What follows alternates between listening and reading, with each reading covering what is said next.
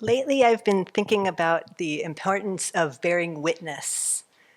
And people that come to mind as examples of this are, of course, His Holiness the Dalai Lama, which Venerable Sepul talked about just the other day, Thich Nhat Hanh, and Joanna Macy.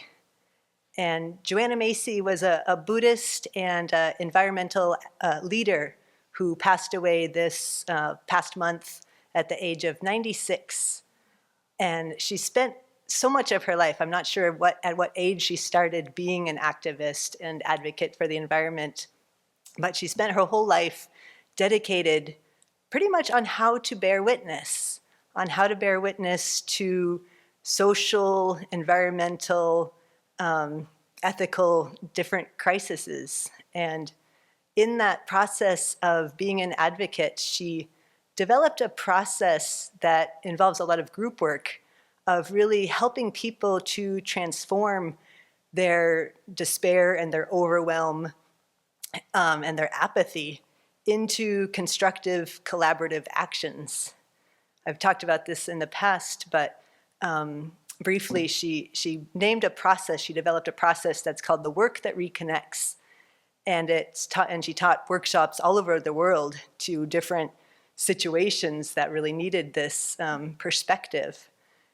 And briefly, it's a 4-step process called, first one is grounding in gratitude, which is a great way of shifting the perspective of recognizing that the entire world's not completely falling apart, that there are good things out there.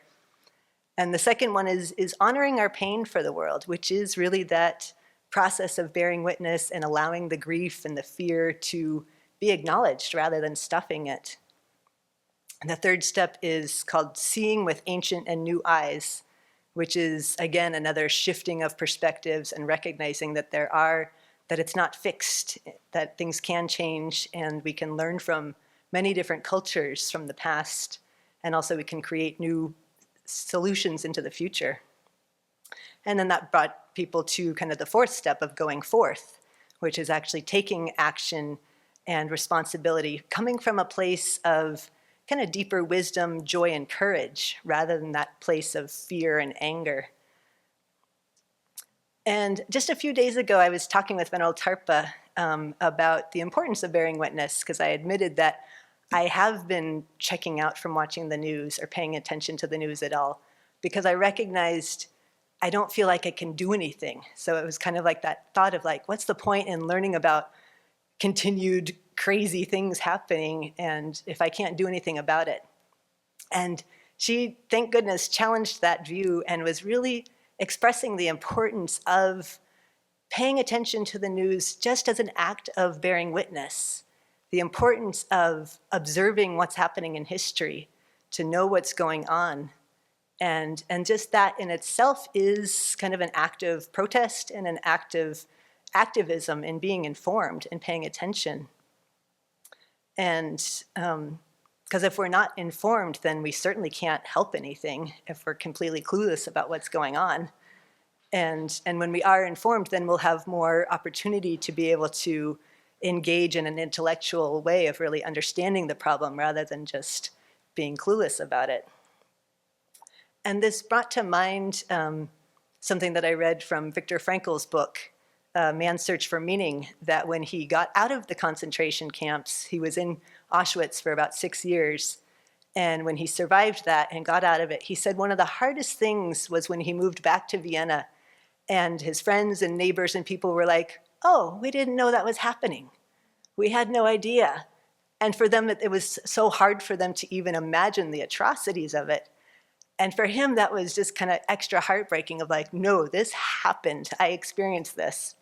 And so may we not repeat that again. May we bear witness to what's happening by being informed. And that means to all sorts of things, climate change and social disruption, so many different things that are important to bear witness to. And also important to really to support our journalists who are so incredibly brave in putting themselves out there. I mean, the journalists who just got killed in Gaza, like imagine camping in those situations, knowing that yeah, you could be risking your life to be able to share this information to the world. It's incredibly courageous and incredibly important because, again, if we don't know what's happening, then it's going to keep letting it go on, and we won't find a way to actually find solutions to stopping it. Which is why I often switch over to also watching the Good News Network, checking on the positive headlines as a way to counterbalance the negative, because there's also really good things happening out there. And so it's important to support those reporters that are reporting on those good things as well as a counterbalance, that it's not all falling apart, that there's so much good acts of kindness from people on an everyday level happening all the time.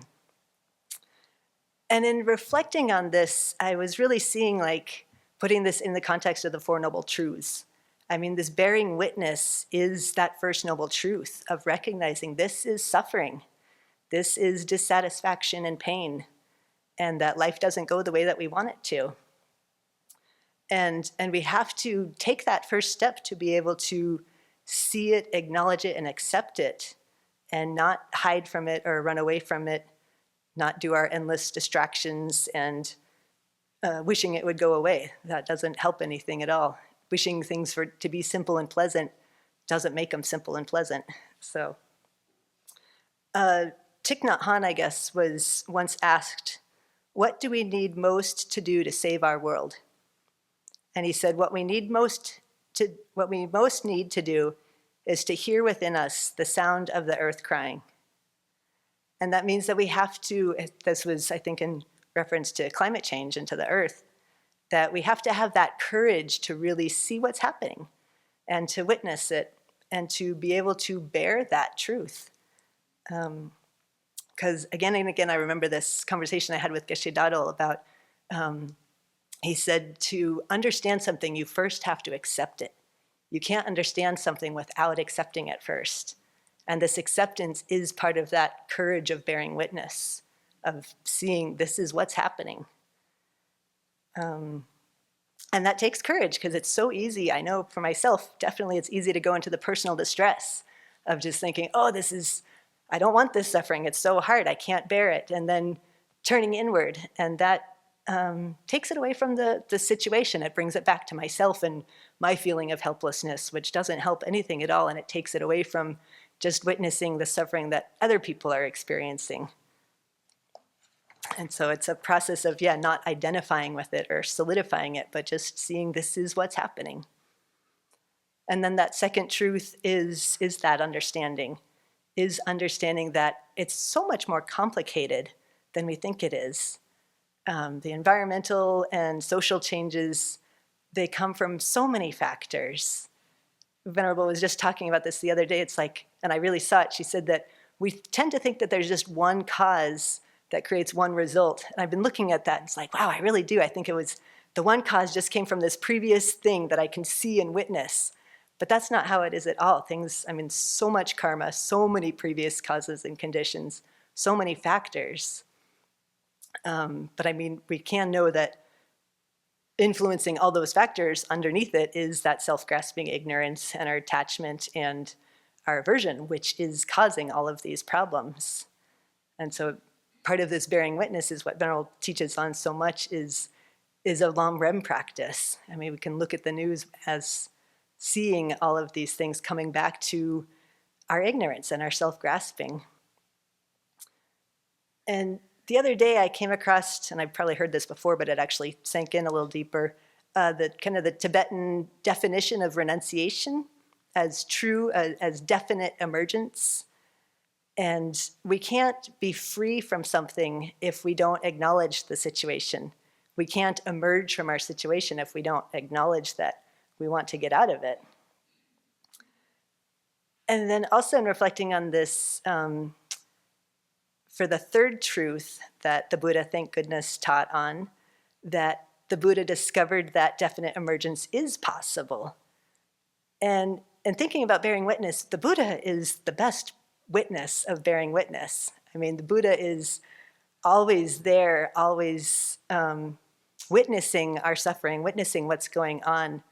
But his confidence in the truth and courage to face the truth kind of led him to being free from it. I've been so inspired by this Siddhi statue as another symbol of bearing witness. I mean, Siddhi is bearing witness to the hell realms, but he's not crying and falling apart.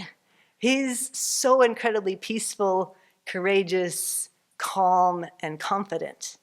And to me, that's the symbol of what I want to develop, those qualities as well.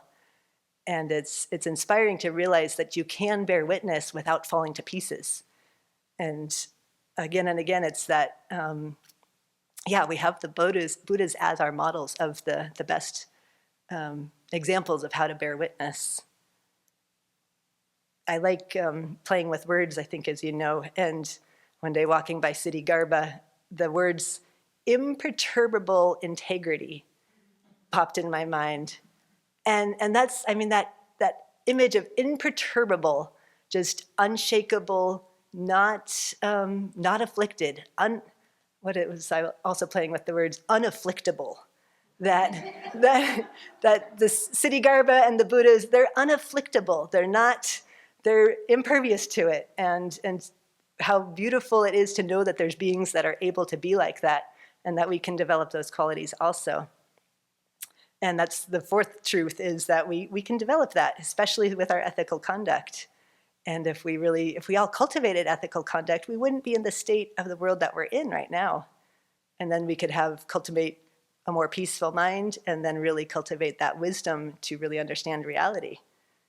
So may we really develop our courage in learning to bear witness and to face the suffering of this incredibly messy, complicated world, but to recognize that there's so much more and we don't have to stay stuck in it. And we can find joy in that courage and that developing those qualities of imperturbable integrity, so that we can really develop ourselves to our greatest possibility and to helping others as well.